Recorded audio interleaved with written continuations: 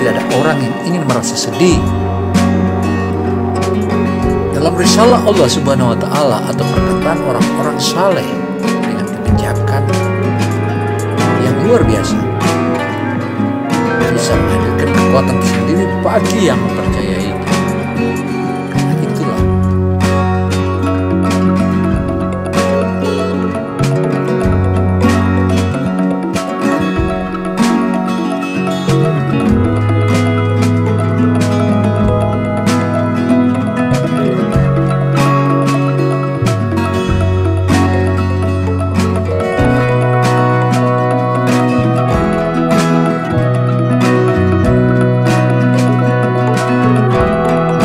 A'udzubillahiminasyaitonirrajim. Bismillahirrahmanirrahim. Allahumma shalli wa sallim ala sayyidina Muhammad wa ala ali sayyidina Muhammad. Assalamualaikum warahmatullahi wabarakatuh. Dalam penyajian kita kali ini tentang motivasi hidup yang tenang, kerap kali kesedihan tiba-tiba datang dan membuat perasaan kita menjadi gelisah, makan gundah gulana. Kata bijak atau kata-kata bijak yang sangat dipakai oleh kita umat Islam itu disebut adalah kata bijak Islami. Barang siapa yang telah menggunakan kata bijak Islami, itu dia akan mendapat energi positif. Inilah yang akan menjadi pembahasan kita dengan judul kata bijak Islami adalah sebuah energi positif yang maha dasar dan membuat hati kita tenang dan tentram, juga penuh makna.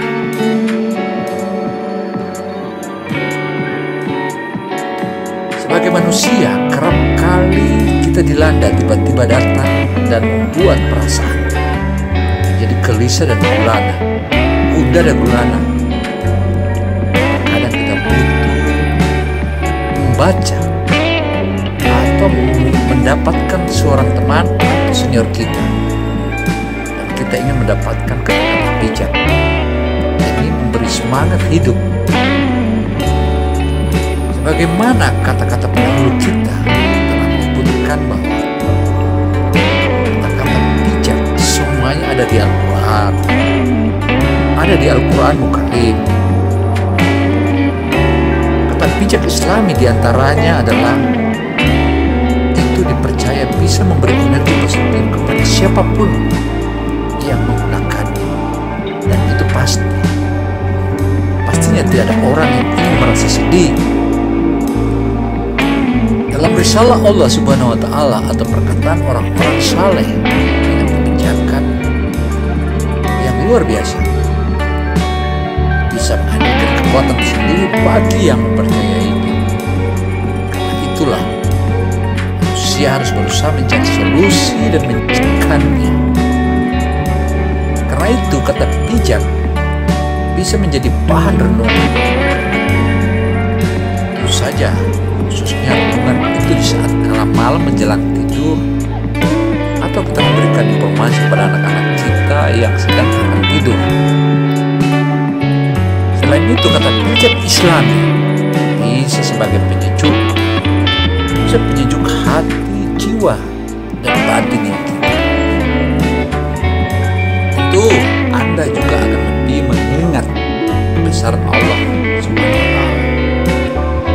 Karena itu kata bijak penyejuk hati jiwa, bisa orang makin bersyukur kepada Allah Subhanahu wa Ta'ala. Allah tidak melihat bentuk rupa dan harta benda kalian atau melihat yang lainnya, tapi Allah Subhanahu wa Ta'ala hanya Dia melihat hati dan amal kalian, amal kita semua. Karena itu kita tidak patut keras kepala atau keras pada dirimu sendiri, karena hasil akhir dari semua urusan di dunia ini sudah ditetapkan oleh Allah Subhanahu wa Ta'ala. Sehingga jika sesuatu ditakdirkan untuk menjauh darimu, ia tak akan pernah mendatangimu.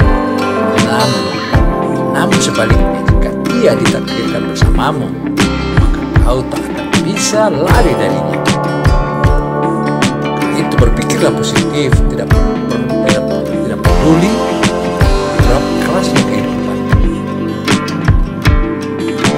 Bagaimana yang kita pandang orang-orang kaya adalah orang yang menerima pembagian dari ilahi. Dan itu mereka menerima dengan senang hati. Memangnya, kenapa kalau hidup kita tak sempurna? Toh dunia ini bukanlah surga. Sebagai makhluk Allah yang suka menyalahkan dari luar atau yang lain, tidak menyadari bahwa masalah biasanya muncul dari dalam. Sebagai contoh, ada banyak pihak di luar sana yang terpaksa harus balas dendam. Apakah balas dendam itu terbaik? Balas dendam terbaik adalah menjadikan dirimu lebih baik. Itu balas dendam yang benar. Saya kembali ulangi bahwa balas dendam yang paling baik adalah menjadikan dirimu lebih baik. Karena dunia ini ibarat bayangan. Orang-orang bule atau orang-orang Inggris atau orang-orang Eropa menyebutkan bahwa the mirror never lies. The mirror never lies itu benar. Tapi jangan lupa, cermin yang dibuat oleh manusia itu tidak sempurna. Karena kalau ketika kita melihat wajah kita di depan cermin, maka dia terbalik. Kiri jadi kanan, kanan jadi kiri. Demikian pula kuping kiri jadi kuping kanan, kuping kanan menjadi kuping kiri. Nah, tentu nepatnya manusia untuk menyempurnakan atau mencari hal sebagaimana yang saat ini terciptanya cermin, itu adalah bukan wajah kita yang sebenarnya. Wajah kita yang sebenarnya itu kalau kanan ya kanan, kalau kiri ya kiri. Nah, filsafat seperti ini tentu saja kita harus padukan dengan apa yang telah kita padukan dengan berbagai ilmu terutama dalam Al-Quran Karim. Berbicara tentang dunia ini ibarat bayangan. Kalau Anda berusaha menangkapnya, ia akan lari. Tapi kalau kau membelakanginya, ia tak punya pilihan selain mengikutimu. Sehingga sebagai manusia janganlah berduka. Apapun yang hilang darimu, apapun yang hilang darimu akan kembali lagi dalam wujud lain. Sebagaimana ibarat bayangan tadi. Sehingga diharapkan kepada seluruh manusia, jangan pernah menjelaskan tentang dirimu kepada siapapun, karena yang menyukaimu tidak butuh itu, dan yang membencimu tidak percaya itu. Hal ini kan tentu saja mengingatkan kita tentang dosa. Dosaku sangat membebaniku, tetapi jika aku mengukurnya dengan rahmatmu ya Allah Subhanahu wa Ta'ala, ampunanmu lebih besar dan maha besar. Karena ampunan dan rahmatmu ya Allah itulah yang lebih besar. Kita perlu mengingat datangnya kematian. Datangnya kematian tidak menunggu hingga kamu akan menjadi lebih baik. Sehingga jadilah orang baik dan tunggulah kematian. Camkan itu. Karena itu hati yang menjadi resah dan gelisah ketika kita terbiasa berandai-andai dalam menyikapi persoalan hidup. Tentu itu menjadi blunder. Karena itu kerjakanlah urusan duniamu. Kerjakanlah urusan duniamu seakan-akan Anda hidup selamanya. Dan laksanakan urusan akhiratmu seakan-akan kamu akan mati besok. Manfaat hal ini tentu saja kita bisa memetik dari 5 hal yang belum datang. Adapun 5 hal yang belum datang itu, maka kita harus tetap. 5 hal yang belum datang itu adalah, yang pertama adalah masa mudamu. Masa mudamu sebelum masa tuamu, itu yang pertama. Kemudian masa sehatmu sebelum masa sakitmu. Dan yang ketiga adalah masa kecukupanmu sebelum masa miskin. Dan yang keempat adalah masa luangmu sebelum masa sibukmu. Dan yang kelima, masa hidupmu sebelum masa kematianmu. Nah itu, youtuber dimanapun Anda berada, saudara-saudara dimanapun Anda berada, satu-satunya alasan kita hadir di dunia ini adalah untuk menjadi saksi atas keesaan Allah Subhanahu wa Ta'ala. Begitu Maha Dasar. Allahu Akbar, Allahu Akbar. Sehingga bila engkau menjadi seseorang, hendaknya engkau memuji. Pujilah Allah Subhanahu wa Ta'ala. Jangan Anda memuji seseorang. Pujilah Allah Subhanahu wa Ta'ala, karena tiada seorang manusia pun yang lebih banyak dalam memberi kepadamu dan lebih santun lembut kepadanya. Tidak ada seorang yang memberi kepadamu dan lebih santun lembut kepadamu selain Allah Subhanahu wa Ta'ala. Sehingga hiduplah bagaimana pepatah yang ada dalam Al-Quran telah menegaskan, wahai engkau manusia dan jin, hendaknya hiduplah seperti pohon kayu yang lebat buahnya, dan juga harus hidup di tepi jalan.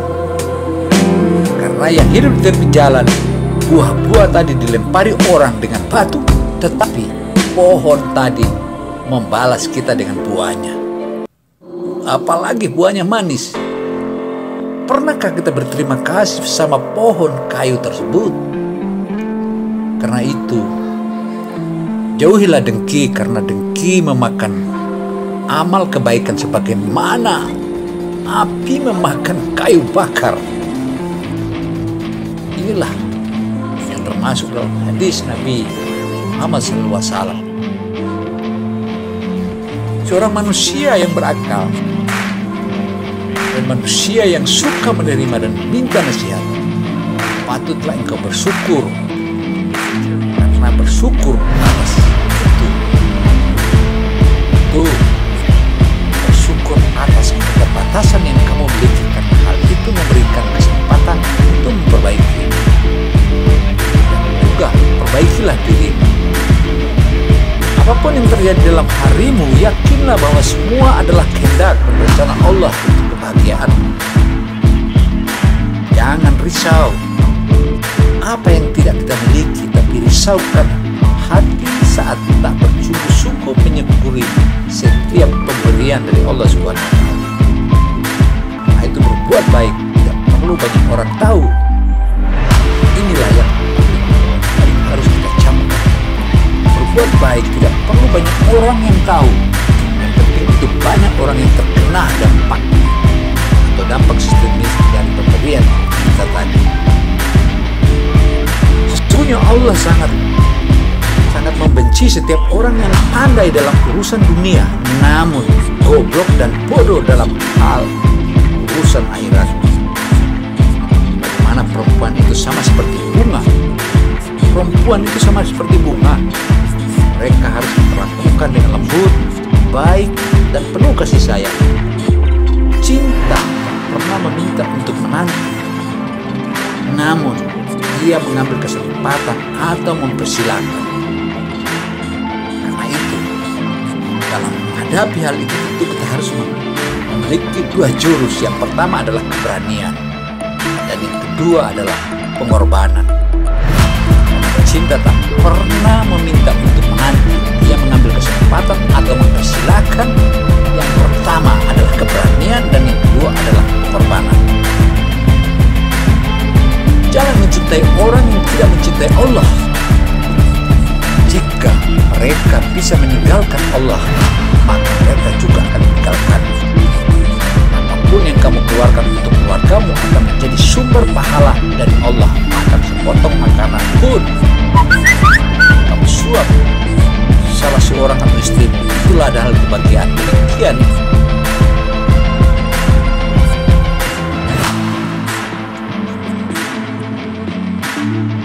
informasi yang kami sampaikan, semoga hal ini berguna untuk kita semua. Dan itulah yang terpenting.